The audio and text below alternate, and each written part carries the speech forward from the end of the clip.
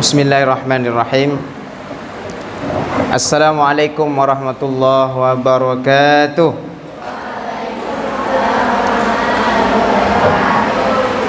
Alhamdulillahi rabbil alamin. Wabihi nasta'inu ala umurid dunya waddin. Wassalatu wassalamu ala sayyidil mursalin wa ala alihi wa ashabihi wa man tabi'ahu bi ihsanin ila yaumiddin. Allahumma la sahla illa ma ja'altahu sahla wa anta taj'alul hasna idza syi'ta sahla.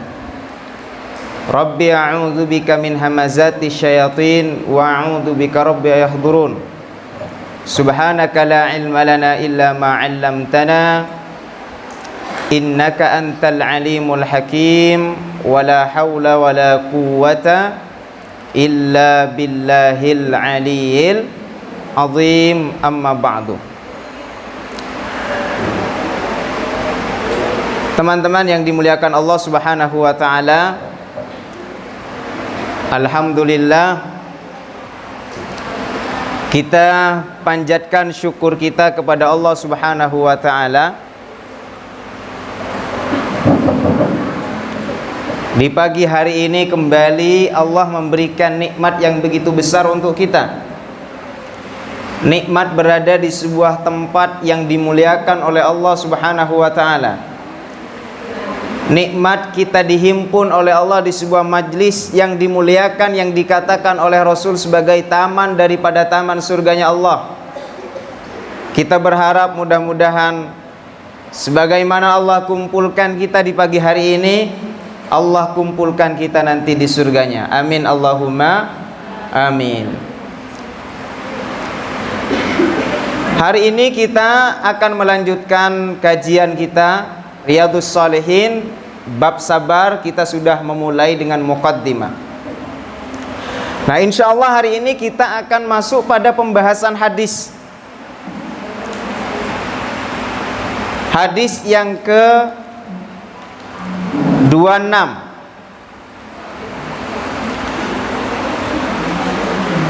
Saya bacakan dulu hadisnya. An Abi Sa'id bin Sinan Al-Khudri radhiyallahu anhuma anna unasan minal ansar sa'alu Rasulullah sallallahu alaihi wasallam fa'atahum.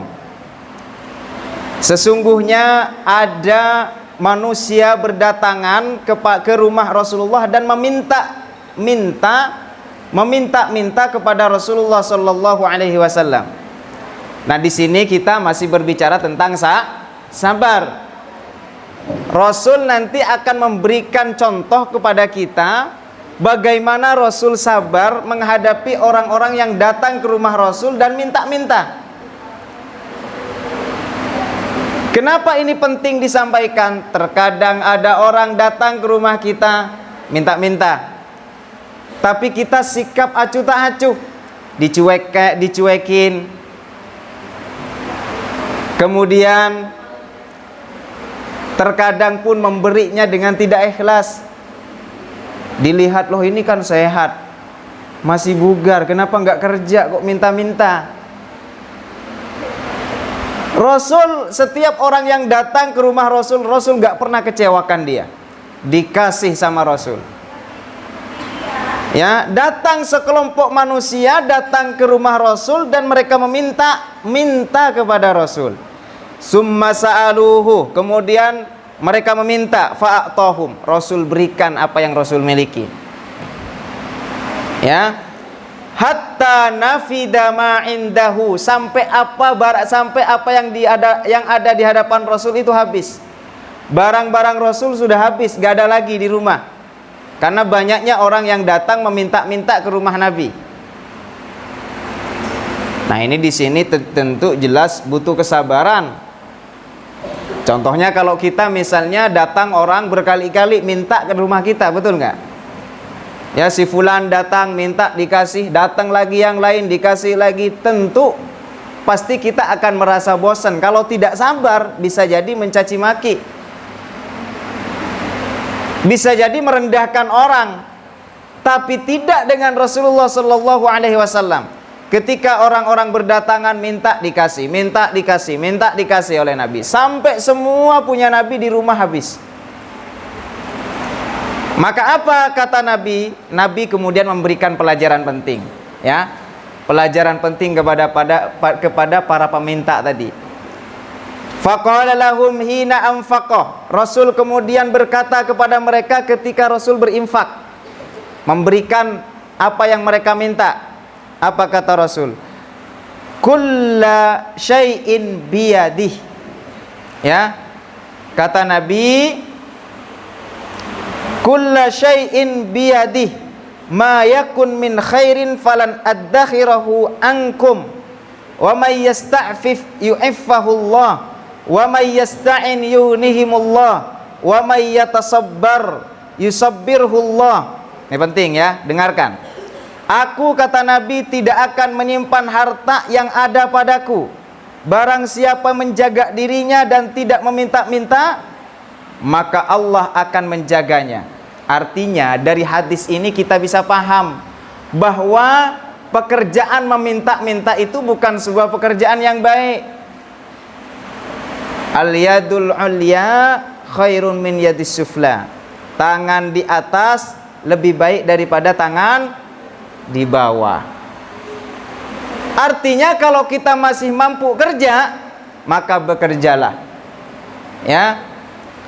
Setiap pekerjaan yang kita lakukan mencari nafkah diapresiasi oleh Allah dengan pahala.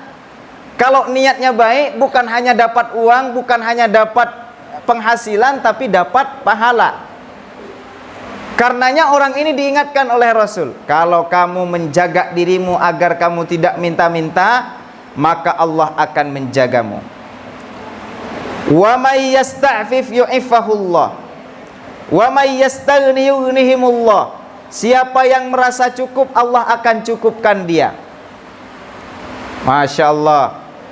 Barang siapa yang berlatih untuk bersabar, kata Rasul, niscaya Allah akan memberikan kesabaran kepadanya. Nah, dari hadis ini teman-teman, kita dapat paham bahwa kesabaran itu harus dilatih. Kesabaran itu bukan muncul karena bukan karena genetik. Ustadz, saya keturunan, orang tuaku tuh model-model gak sabar semuanya. Gak ada. Kata Rasulullah apa? Wa may yatasabbar. Siapa yang berlatih untuk sabar, berlatih untuk sabar, kita nih ya, sebagaimana minggu kemarin Ustaz sampaikan bahwa bersabar itu bukan hanya dalam hal musibah yang menyakitkan saja, betul tidak? Dalam ibadah kita butuh bersabar, ya, dalam ketaatan butuh kesabaran, dalam meninggalkan maksiat juga butuh kesabaran. Teman-teman sekalian, antuna bayangkan kalau antuna nggak sabar bangun jam 4. Enggak, kayaknya belum jam 4 belum bangun ya antuna ya. Saya sering lewat masjidnya masih kosong kok. Jam 4 tuh masih kosong kadang. Betul nggak? Oke lah, jam 4 bangun. Kalau tidak sabar, orang ini akan cari 1000 alasan untuk tidak bangun. Sholat tahajud itu payah, letih, capek. Betul apa tidak? Butuh kesabaran. Orang yang tidak sabar akan cari 1000 alasan untuk tidak bangun sholat tahajud. Halaqah Quran, belajar, butuh kesabaran. Jika tidak sabar, maka akan mencari 1000 alasan untuk tidak ikut kegiatan. Begitupun dalam meninggalkan maksiat butuh kesabaran. Sehingga kata Nabi, wa may yatasabbar, siapa yang berlatih untuk sabar. Artinya sabar itu bukan keturunan. Kamu kenapa sabar? Ustadz, memang orang tuaku semuanya penyabar. Belum tentu. Belum tentu. Tergantung mau enggaknya dia melatih kesabaran. Di ma'had, di pesantren, ya, demam. Akan teruji itu kesabarannya. Kalau dia segera pinjam telepon, Ustazah pinjam telepon. Untuk apa? Saya mau nelpon mama. Saya nggak kuat di sini agar dijemput. Nah, itu berarti tidak melatih kesabaran. Mesti dilatih kesabaran itu. Sehingga kata Allah, yusabbirhullah. Kata Rasul, siapa yang melatih untuk bersabar, yusabbirhullah, Allah akan menjadikan dia pribadi-pribadi yang sabar. Paham sampai di sini? Paham isi hadis ini? Kemudian Rasulullah melanjutkan, wa man u'tiya ahadun ata'an khairan wa awsa' minas sabr. Ternyata teman-teman sekalian, siapa seseorang yang diberikan kesabaran oleh Allah, dilatih kesabarannya sehingga Allah jadikan dia pribadi yang bersabar, maka sesungguhnya khairan ata'an khairan wa awsa', pemberian itu dari Allah merupakan pemberian yang terbaik, pemberian yang paling luas. Kalau selama ini kan kita mengira bahwa yang namanya rezeki itu kalau kita dapat kiriman duit dari orang tua, wah rezeki bisa jajan, ya bisa neraktir teman. Betul apa tidak? Selama ini kita mengira rezeki itu kalau kita bisa makan yang enak. Padahal ada pemberian yang lebih luas, lebih bermanfaat, lebih afdal, yaitu kalau kita dijadikan oleh Allah sebagai pribadi yang sabar, penyabar. Ini penting. Nanti di dalam hadis yang lain akan Rasul sampaikan kembali. Ya. Nah ini teman-teman sekalian, ya, bahwa sekali lagi kesabaran itu harus dilatih. Bukan muncul karena genetik keturunan. Enggak. Sayyidina Umar radhiyallahu an, Umar ibn al-Khattab radhiyallahu an, sebelum dia masuk Islam, orangnya sangat beringas, enggak sabaran, kasar, keinginannya, hawa nafsunya hanya ingin bunuh Muhammad. Dia akan hanya merasa puas jika bisa memenggal kepala Muhammad. Ya, kasar, tidak sabar. Bahkan ketidaksabarannya ditampakkan dengan ketika Sayyidina Umar radhiyallahu an memiliki anak perempuan, atas dalih karena anak perempuan tidak bisa berperang, tidak bisa memberikan kebanggaan kepada kedua orang tuanya, dia kubur hidup-hidup. Tapi coba kita lihat bagaimana ketika Umar masuk memeluk agama Islam, menjadi pribadi-pribadi yang penyabar. Masya Allah. Sabar tidak harus menghilangkan ketegasan. Sayyidina Umar tetap tegas, tapi penyabar orangnya. Berbeda dengan Abu Bakar, memang beliau lemah lembut, penyabar, luar biasa. Sahabat Rasulullah SAW mencontohkan kepada kita, mereka semuanya penyabar. Sabar, penyabar itu artinya apa? Sabar itu artinya apa? Kemarin Ustaz sudah jelaskan. Al-habsu secara bahasa adalah menahan. Menahan diri. Sabar itu menahan diri. Menahan diri dari apa? Menahan diri dari perbuatan yang tidak baik. Itu sabar. Sabar itu menahan diri.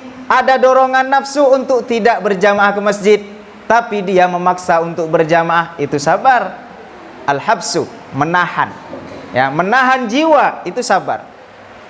Nah, Sayyidina Umar radhiyallahu an berbeda sekali, ya, berbalik kondisinya dari masa jahiliyah. Ketika masa Islam berubah total, yang awalnya kasar, tidak penyabar, menjadi orang yang sangat penyabar. Masya Allah.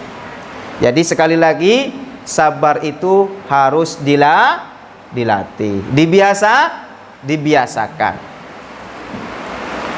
Hadis yang ke-27. Wa an Abi Yahya Suhaib bin Sinan.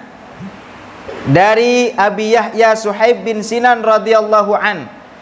Qala Rasulullah sallallahu alaihi wasallam, Rasulullah bersabda. Ini hadis ini Rasul peruntukkan untuk orang yang sabar. Kata baginda Nabi Muhammad sallallahu alaihi wasallam, ajaban li amril muslim, ajaban li amril mu'min, sungguh sangat menakjubkan semua kondisi orang yang beriman. Ingat, sungguh sangat menakjubkan semua kondisi orang yang beriman. Inna amrahu kullahu lahu khair. Sesungguhnya setiap keadaannya lahu khair, baginya adalah kebaikan. Kita kan nggak paham, Ustadz, apa maksudnya setiap keadaan umat Islam itu baginya adalah kebaikan. Ustadz, saya nggak paham. Mungkin kalau badan saya sehat, ya, saya bisa berbuat apapun, itu kebaikan untuk saya. Mungkin kalau pekerjaanku lancar, dapat gaji yang banyak, itu kebaikan untuk saya. Tetapi kalau badan saya sakit, belum selesai penyakit jantung, pindah, bertambah penyakit paru-paru. Belum selesai paru-paru dan jantung, ditambah lagi dengan penyakit gula. Belum selesai penyakit gula, ditambah lagi dengan stroke. Apakah yang seperti itu disebut dengan kebaikan? Kalau kita bertanya, ya, kebaikan kata Nabi, setiap kondisi orang yang beriman itu kebaikan. Semuanya kondisi kita itu mengandung kebaikan. Dan ini cek. Dan ini hanya bagi orang yang beriman kata Nabi. Walaisa li ahadin illa lil mu'min. Ini tidak terjadi kecuali kepada orang yang beriman, yang imannya benar, yang benar-benar beriman kepada Allah. Imannya bukan kaleng-kaleng. Nabi kemudian melanjutkan, apa yang membuat seorang mukmin itu setiap kondisinya tetap mengandung kebaikan dan menakjubkan kata Nabi. In asabathu sarra, ketika seorang mukmin dapat kebahagiaan, dapat nikmat, dapat rezeki, baik rezeki berupa kesehatan, rezeki berupa kelapangan, maka apa yang terjadi? Syakarah, lisannya selalu basah untuk bersyukur kepada Allah Subhanahu wa taala. Fakana khairan lahu, maka kondisi itu baik baginya. Teman-teman sekalian, ada orang yang diberikan kelapangan oleh Allah, ada orang yang diberikan rizki yang lebih oleh Allah, tapi rizkinya menjerumuskan dia ke dalam maksiat. Ada orang yang diberikan karirnya bagus, tapi karirnya, jabatannya digunakan untuk mendolimi orang. Ada.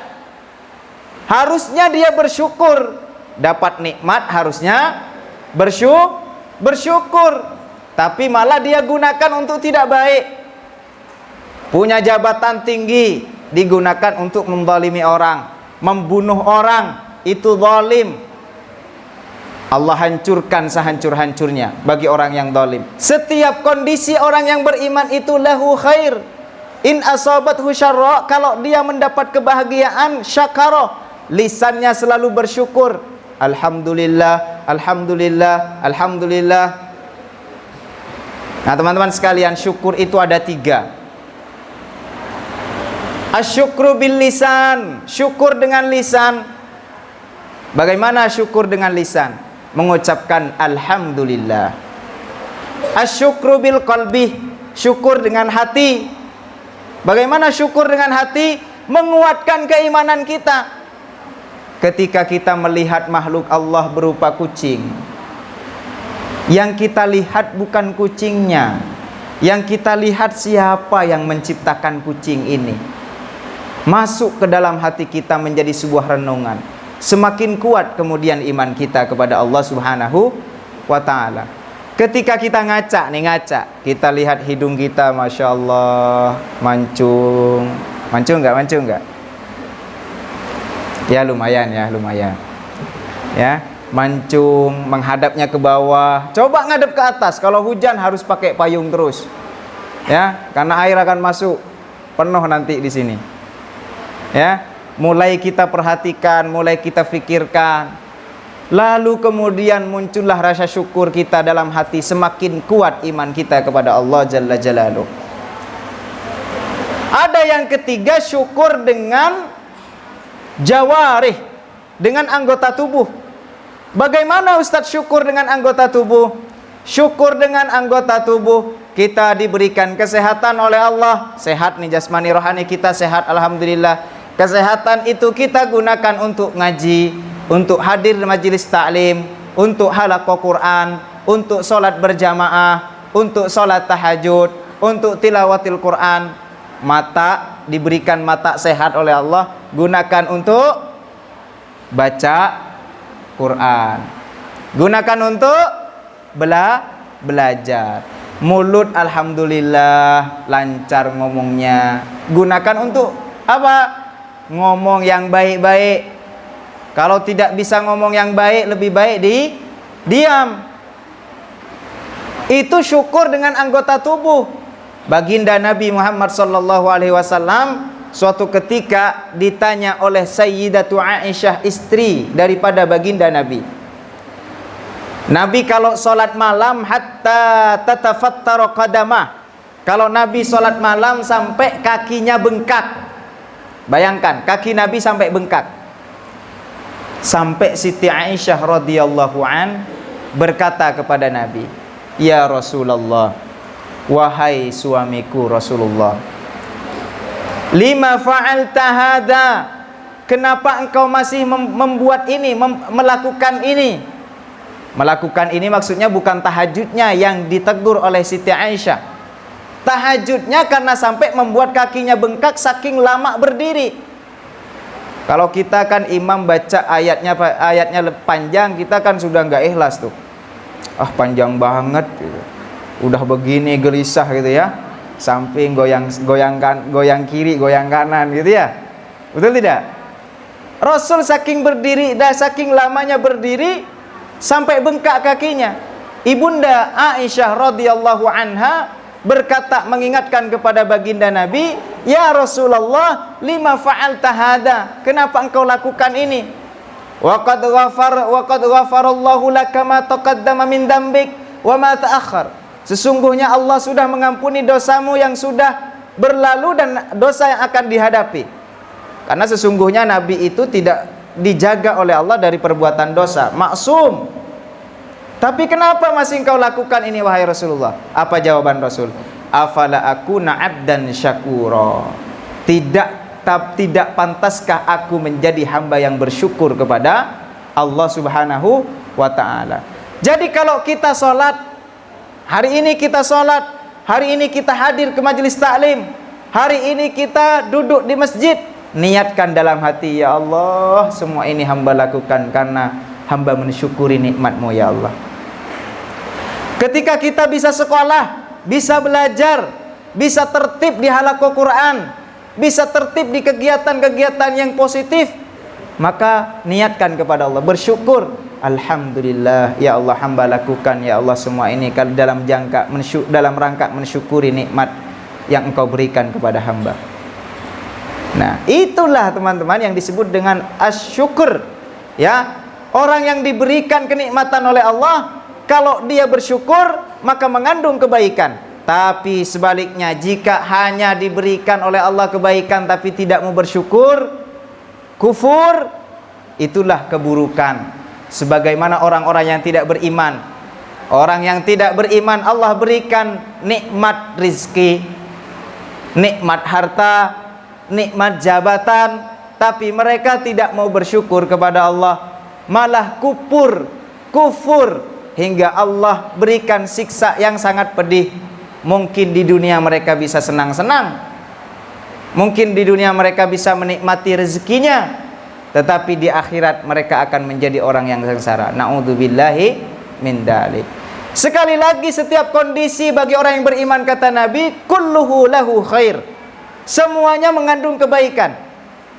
In asabathu sarra syakara, kalau dia ditimpa sebuah kenikmatan, dia bersyukur.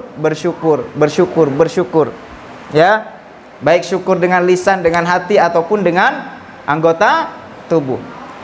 Tapi sebaliknya, wa in asabathu darra, kalau orang mukmin ini ditimpa dengan musibah darra ini setiap sesuatu yang tidak mengenakkan.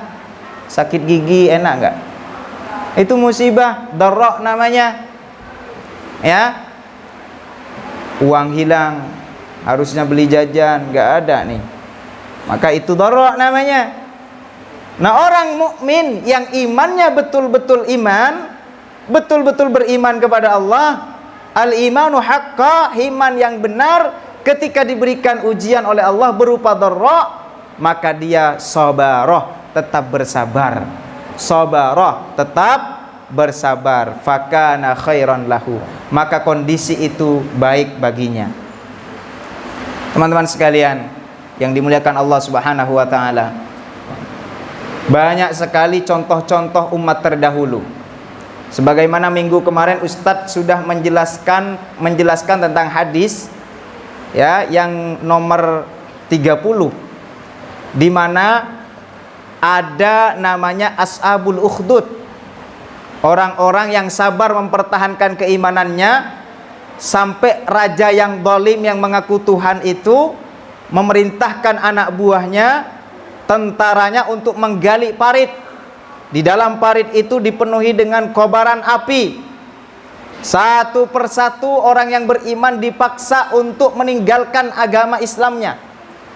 Kalau tidak meninggalkan agamanya, mereka lemparkan ke dalam kobaran api yang di dalam parit itu. Sampai tibalah pada giliran seorang ibu yang sedang menggendong bayinya.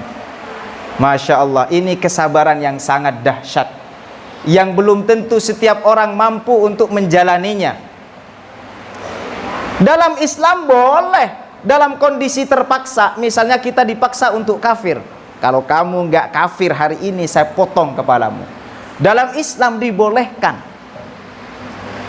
untuk pura-pura kafir, tapi hati mutmainnun bil iman, hati tetap beriman kepada Allah. Dibolehkan dalam Islam. Tapi kita lihat nih, ashabul ukhdud, ketika tiba giliran ibu yang sedang gendong bayinya, raja kemudian menawarkan, hei ibu, apakah kamu tidak kasihan lihat bayimu masih kecil, harus kamu susuin, harus kamu rawat, gak kasihan kamu kalau harus aku lemparkan kamu bersama bayimu ke dalam kobaran api ini? Maka si ibu itu sempat ragu, oh iya ya, saya kasihan sekali sama bayiku ini. Allah tolong karena kesabarannya. Tadi disebutkan dalam hadis sebelumnya, waman yatasabbar, siapa yang melatih untuk bersabar, fasabbarahullah, Allah jadikan dia pribadi yang sabar. Ketika ibu itu mulai ragu, Allah tolong. Bagaimana pertolongan dari Allah? Si bayi ini ngomong, ya ummah, bayi, masih bayi dalam gendongannya. Kalau Fadlan itu kan sudah bayi, sudah mulai gede ya. Ya, ini masih bayi, masih merah. Mungkin baru dilahirkan 1 pekan, melek pun belum bisa. Dengan kuasa Allah, ditolong oleh Allah, bayi itu ngomong, ya ummah isbiri, inna adzabil akhirah asyaddu min hadza.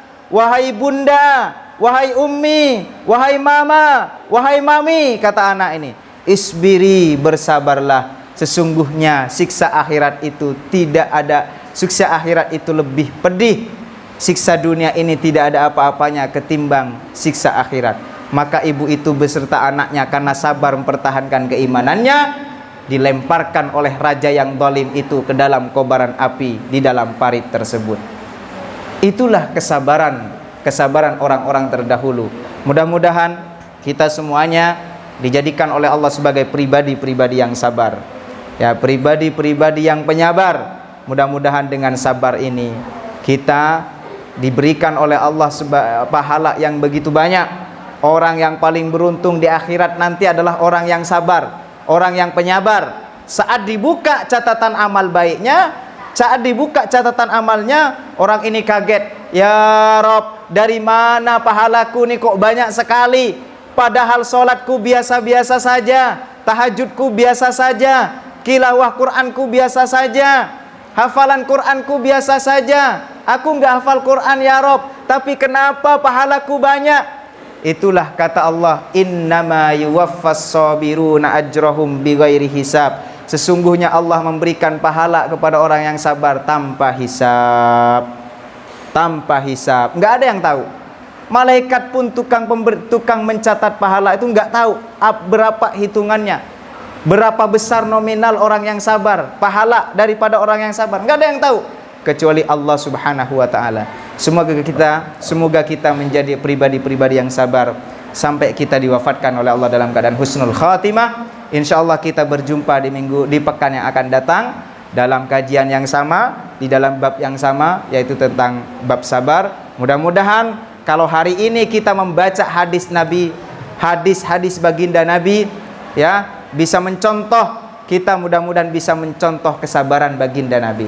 Mudah-mudahan kalau hari ini kita baca hadis Nabi, satu saat nanti di surga Allah kumpulkan kita bersama baginda Nabi Muhammad sallallahu alaihi wasallam. Al-Fatihah. A'udzu billahi minasyaitonir rajim. Bismillahirrahmanirrahim. Alhamdulillahirabbil alamin. Arrahmanir rahim. Maliki yaumiddin. Iyyaka na'budu wa iyyaka nasta'in. Ihdinas siratal mustaqim.